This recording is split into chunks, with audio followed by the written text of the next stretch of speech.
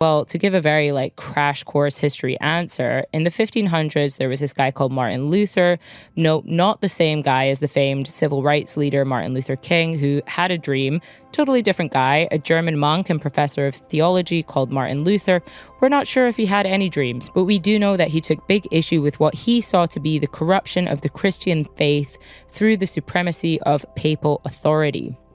So before there was Protestantism, all organized Christianity was overseen by the Catholic Church, of whom the Pope was the supreme leader or head Jedi or whatever the fuck. Martin Luther was very critical of what was essentially the business model of the Catholic Church, wherein so-called indulgences were sold to wealthy Christians as a way for them to lessen the future punishment for their sins on Judgment Day. So essentially, the Catholic Church at this time was in the business of selling people get-out-of-jail-free cards. Their supremacy was also aided by the fact that most people at this time couldn't read, probably didn't have much time whilst avoiding all the rats and the wars and stuff. And also the printing press wasn't yet a thing, so access to written texts was incredibly low anyway, meaning that the church essentially had complete control over the word of God because people were dependent on them verbally telling them what the word of God was. So in 1517, Martin Luther writes out all his grievances with the Catholic Church. Absolutely, Frank Costanza level king. We love the airing of the grievances. And he sends it to them, right? But he also famously nails a copy to the door of All Saints Church in Wittenberg.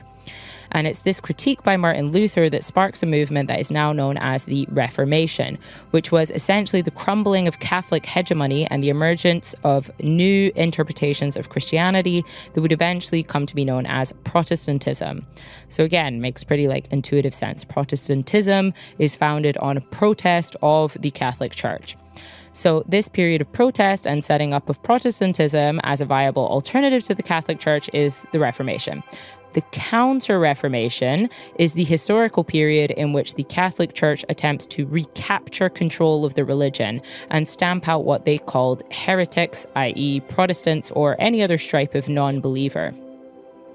This is the context in which the 30 Years' War begins, with various Protestant states on one side and the Holy Roman Empire, which was the bastion of Catholic states, on the other.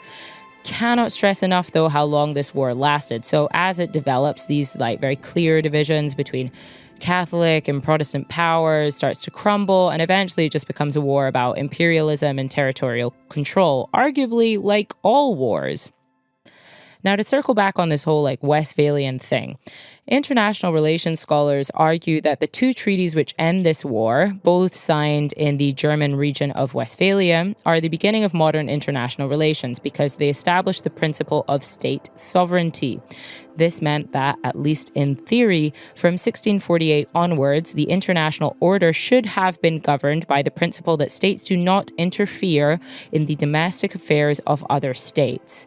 Now, obviously, this doesn't happen in practice because, again, imperialism, but it does still have significant conceptual implications, particularly for our question of borders. So the concept of sovereignty is essentially made up of three things: universality, territoriality, and citizenry, or in this period, something more like subjecthood, seeing as we didn't have democracy. So we didn't really have citizens. We were more all subjects of a monarch. So on the universality bit, in order for a state to be sovereign, it must have universal authority to set the laws within that state. There cannot be another competing actor in that state, which is why, for example, people on the right wing of the political spectrum nowadays will take issue with international institutions like the European Court of Human Rights because they position this as being something that undermines state sovereignty, because the ECHR can come in and say, for example, to the UK government, hey, that bit of policy that you want to pass breaks our conventions and you can't do that.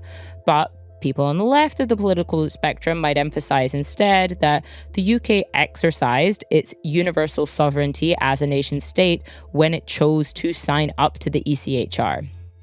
The universality concept then links to territoriality, because to decide what falls within the state, you must decide the territory, the borders,